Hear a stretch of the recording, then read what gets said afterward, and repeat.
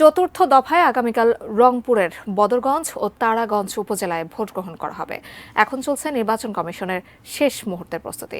রংপুর জেলা নির্বাচন কার্যালয় থেকে বিস্তারিত জানাচ্ছেন আমাদের সহকর্মী মাহবুবুল ইসলাম। মাহবুবুল, কি অবস্থা এখন পর্যন্ত সর্বশেষ প্রস্তুতি সম্পর্কে জানতে চাই। রংপুরের দুটো উপজেলায় আগামীকাল উপজেলা পরিষদ নির্বাচন অনুষ্ঠিত হবে। উপজেলা দুটি হচ্ছে বদরগঞ্জ এবং তারাগঞ্জ। এখন চলছে সার্বিক প্রস্তুতি।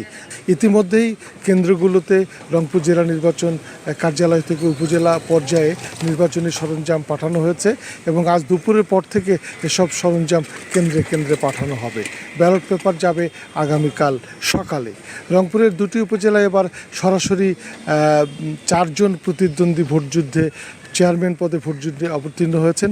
এর মধ্যে দুটি উপজেলাতেই বর্তমান চেয়ারম্যানরা পুনরায় নির্বাচন করছেন।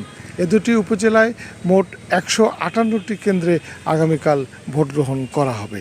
এর মধ্যে ভোটার সংখ্যা হচ্ছে বদরগঞ্জে 2,43,000 এবং তারাগঞ্জে 1,19,000। সুষ্ঠুভাবে ভোট গ্রহণের জন্য উপজেলা দুটিতে প্রয়োজনীয় সংখ্যক আইনশৃঙ্খলা বাহিনীর লোকজন মোতায়েন করা হবে।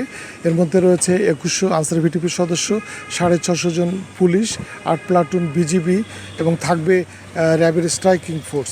এছাড়া ভ্রাম্যমাণ আদালতে দায়িত্ব পালন করবেন 16 জন নির্বাহী ও জুডিশিয়াল ম্যাজিস্ট্রেট। প্রিজাইডিং অফিসার সহ তার সহকর্মীরা আজ রাত থেকেই কেন্দ্রগুলোতে অবস্থান নেবেন। এই ছিল রংপুর জেলা নির্বাচন কার্যালয় থেকে উপজেলা নির্বাচন পরিস্থিতির সর্বশেষ।